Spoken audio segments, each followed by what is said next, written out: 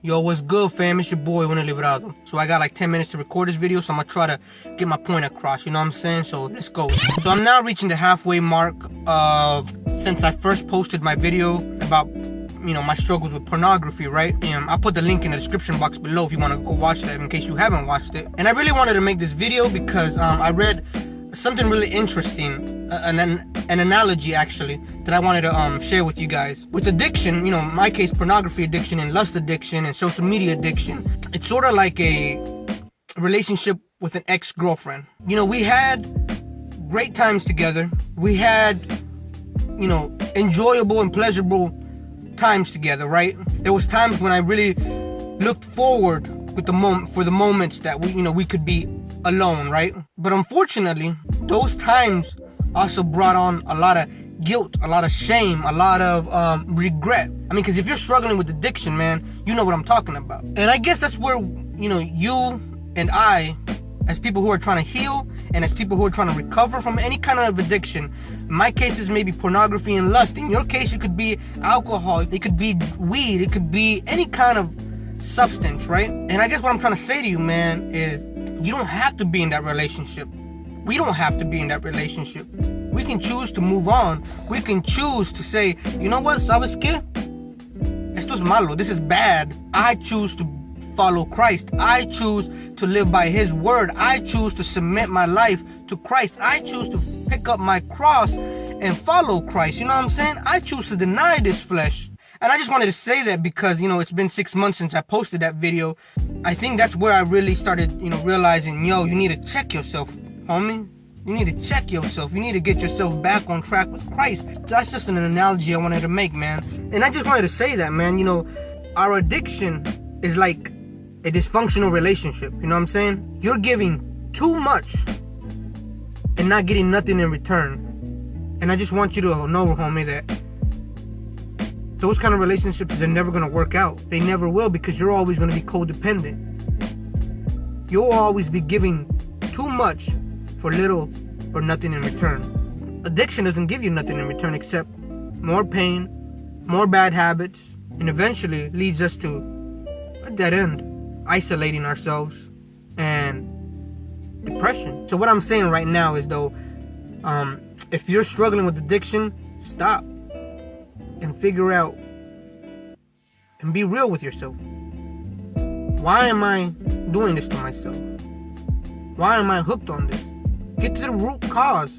Get to the root cause of your problems, man. And I promise you, it's going to be painful.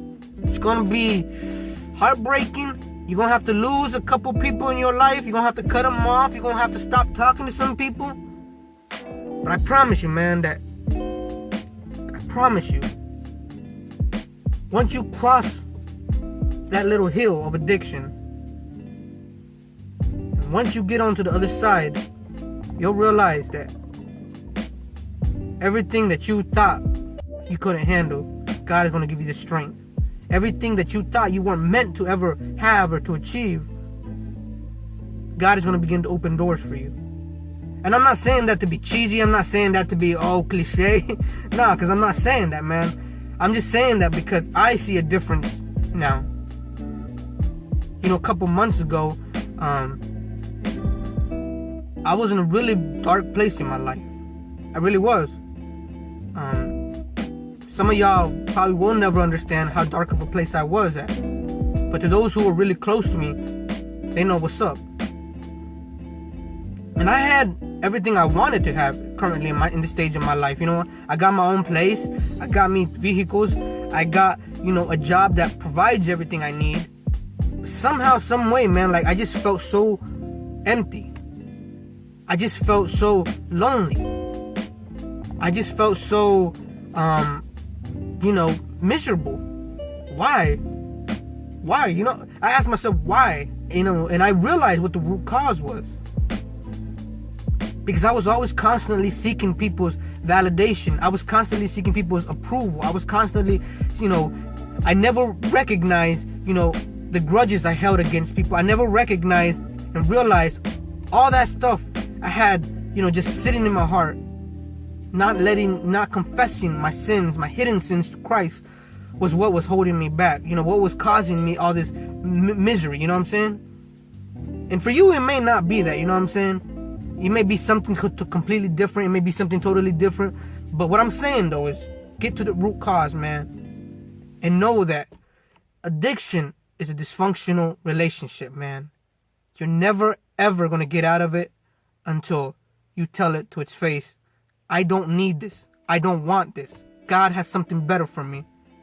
And I'm not saying that God's going to give you, you know, a mansion and you're going to make 6 figures and you're going to be rolling in a Bentley or double R's. No, that's what I'm saying. I'm not saying that. No. Estás mal if you think that, you know what I'm saying? What I'm saying is that God gives us a peace, man. God gives us happiness to know that we can rest in Him, to know that we can take our load and our worries and we can take all that stuff that's bothering us and that's taunting us and put it in prayer and send it up to Him and know that He's going to take care of us tomorrow. And know that no matter what happens, He's going to always love us. He's going to always take care of us. He's going to always, you know, show love to me and you. I just really felt that I needed to say this to somebody because one of the things I've learned over these last few weeks and sharing with my brothers Juan and at the support group that I've been attending is we're not here to fix each other. We're here to encourage and uplift each other, man. So if you felt like you were encouraged, yo, drop a comment, man. And if you want to message me, go ahead and message me. And I'm still not back on social media, even though I reactivated my accounts. You can drop a comment out or drop a message or whatever, and I'll try to get back to you. Or I have one of my close friends, you know, log into it and hit you back or whatever. But drop a comment, man, and let me know what you think if you're struggling with this. And I would really appreciate it if you guys could subscribe to the channel as well, too. You know what I'm saying? You know, just hit that subscribe button if you can. But if you can't, at least reshare this video if you know someone who's going through something like this. If you know someone who's struggling or battling addiction, share this video, man. Because when people are going through dark moments in their lives, or people are going through situations that they're battling and they're struggling with addiction, sometimes simple things like sharing a video, encouraging them that there's a better way, that they don't have to be like this, is all it really takes for them to, you know, start considering, you know what? That's true. That's real. That's 100. So, if you can't subscribe or if you can't, you know, drop a comment, yo, at least consider resharing the video. And I love y'all. God's grace and peace be upon y'all. It's your boy Uno Librado. God bless y'all. And man, I felt so alone until I started chasing the high. I couldn't picture the thought of me facing real life, blowing smoke or going after other vices. No sleep, just another of my sacrifices.